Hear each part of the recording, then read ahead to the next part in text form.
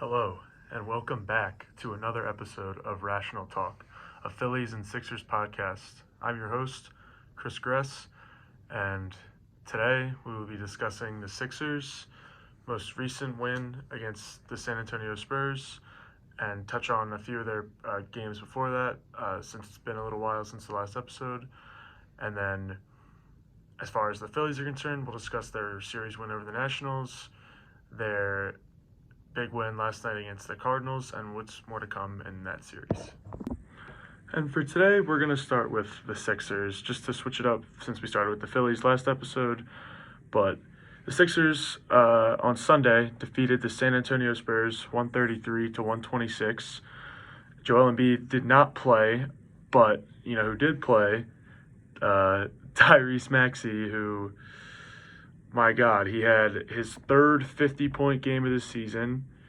He had 52 to be exact. The game went into overtime. It was a really good game down the stretch. The Sixers and Spurs were just battling back and forth, but in the end, Maxey just proved to be too much for the Spurs. And this game was very, very tight throughout. And there was one play at the end of the fourth quarter where the Sixers were down 2, and there wasn't that much time left. I want to say like 5 or 6 seconds left on the clock. And they had the ball at around midcourt. They were inbounding the ball from half court, and Nick Nurse draws up one of the best inbounds plays I've ever seen live. So Nico Batum is inbounding the ball, and he's one of the best inbounds passers on the team, probably the best. That's why they always have him inbounding the ball, whether it be side out, under the basket, wherever on the floor. He's usually the guy. So he's inbounding. Tyrese Maxey is lined up all the way at the free throw line, the back free throw line behind half court. Everyone else is there's a man in the corner, and then there's a man in the other corner, and then Kelly Oubre is at half court. Once Batum receives the ball, Oubre goes up and sets a back screen for Maxey's man. Batum drops in one of the most beautiful passes I've ever seen Nico Batum throw, straight into Maxey's hands. Maxey's so fast, he catches the ball probably at the 3-point line, top of the key, takes it was 2 dribbles, easy layup. The Sixers tie it up. The game goes to overtime. The Sixers do end up winning, and that was just another gutsy performance and another key win. And this was without Embiid, just a scheduled rest night. Embiid looks like he's back and he's gonna be healthy for the playoffs. Sixers are just trying to be precautionary with him, but the real story here is obviously Tyrese Maxey. And my God, obviously, he's not gonna average 50 points in the playoffs, but come playoff time, if you can guarantee that the Sixers have another guy that can give you what Joel Embiid gives you on a nightly, night-out basis, this team is very dangerous. And that's why in the last episode I really, really discussed where they finish in the seeding, and a big win before the San Antonio game that they had to get to really improve themselves in the standings was against the Miami Heat. They beat Miami in a thriller on the road. Then they beat the Grizzlies. Then they just beat San Antonio. The Sixers are currently the 7th seed right now.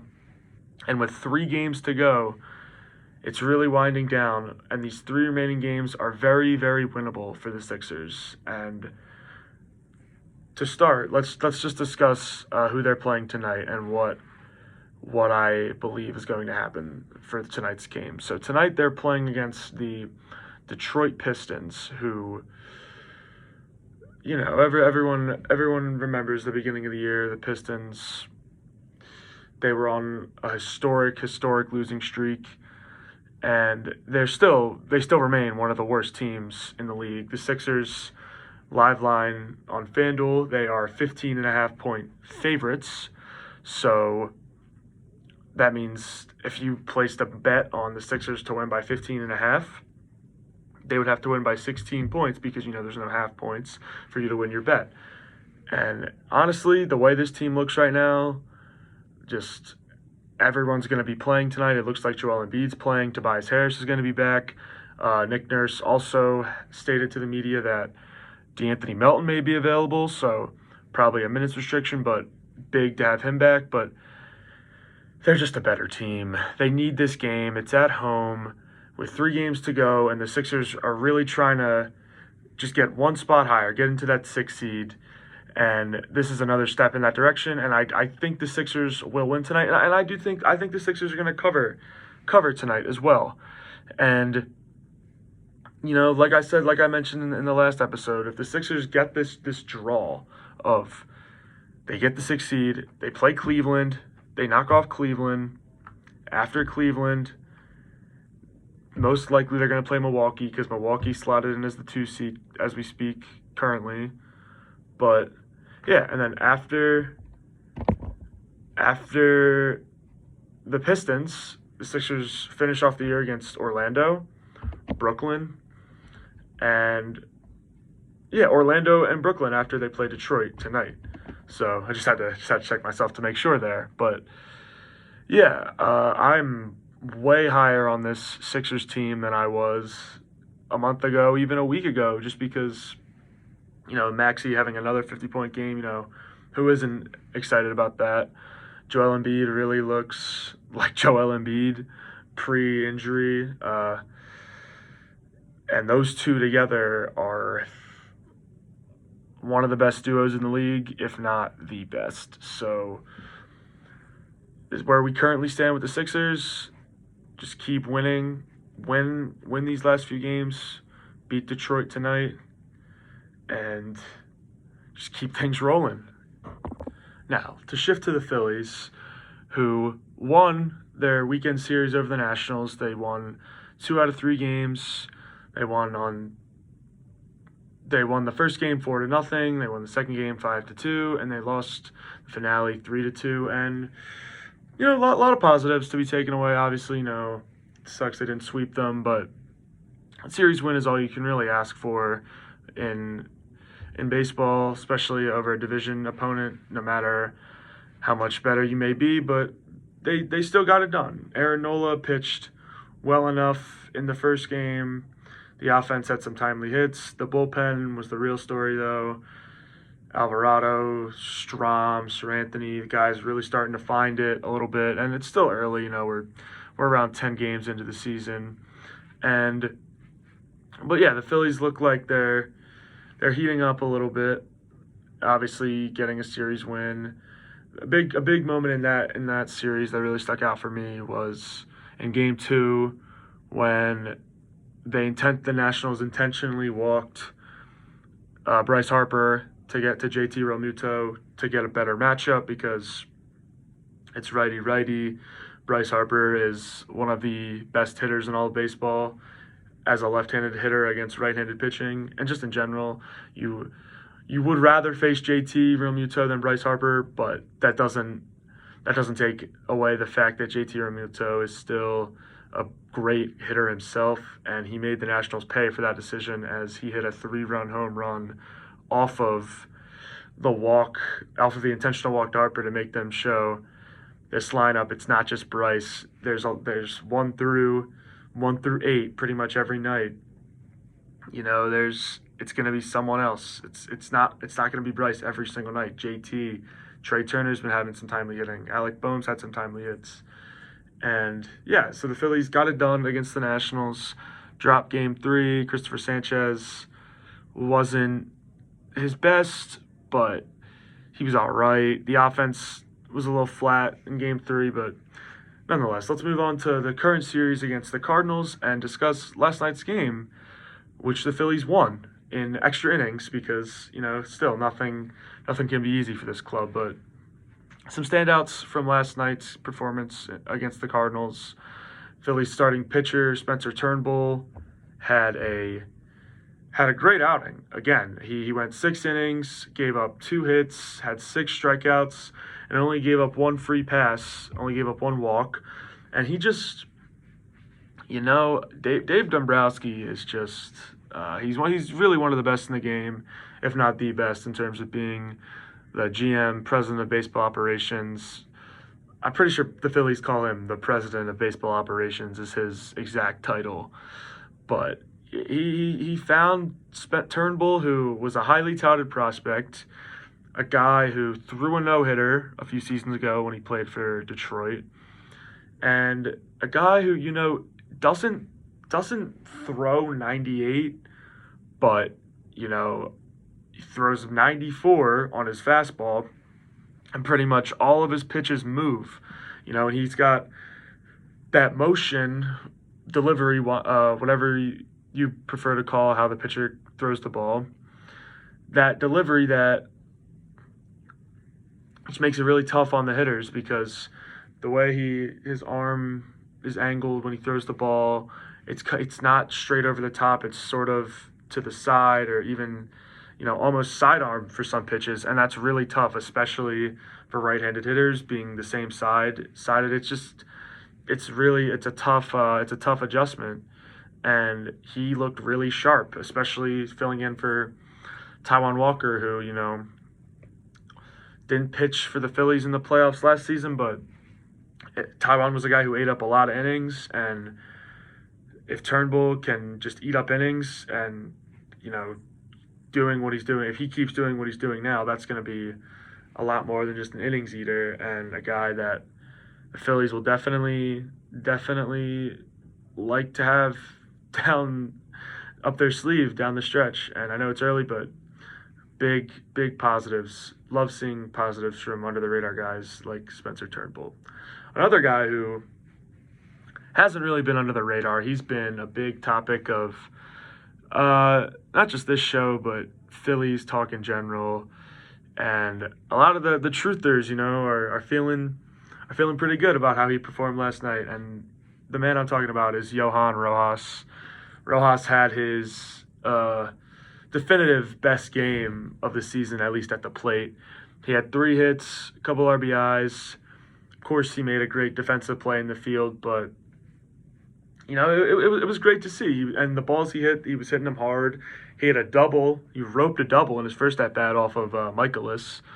And, yeah, look, it's one game. They're 10 games in, so I'm not going to make a huge sway on that one game or Rojas in general, but just from how last season ended, from the playoffs to now, he still he can't be the everyday center fielder. Not yet. If he keeps putting together, maybe not 3-hit games, but, puts together a couple 2 hits, 1 for 3s, walks, just do anything to get his wheels going on offense is going to make this team that much more dangerous. Because when I mentioned earlier about this team having, 1 through 8, the reason I didn't say 9 is because Johan Rojas is more likely than not going to be the starter in center field. And outside of last night, he's essentially been an automatic out for the opposing squad. And, his defense is special. That's the reason why he's on this team. But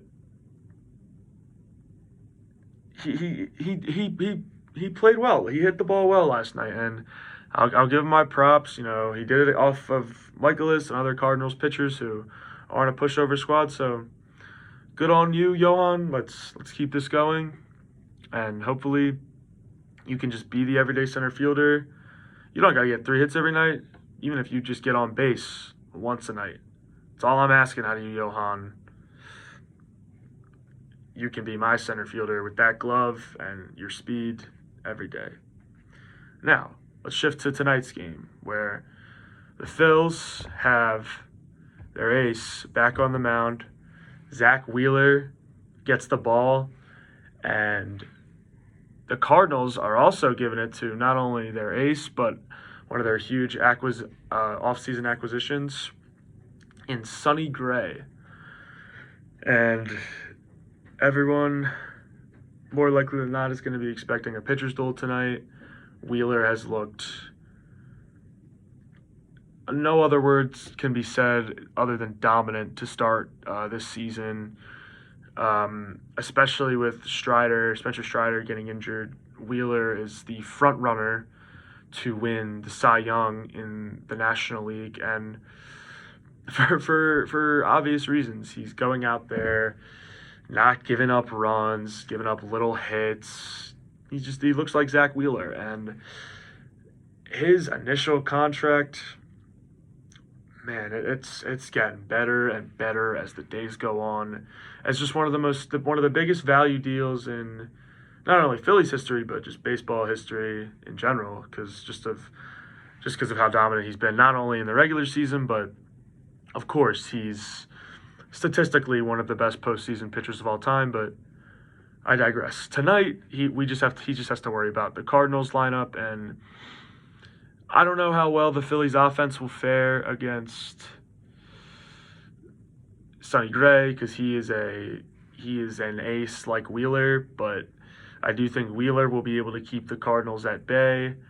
I think the Phillies will be able to muster up enough to get by Gray and force him out and get to the bullpen, and I think the Phillies win tonight, and I think are going to get another series win, because after tonight, Aaron Nola gets the ball tomorrow for the Phillies.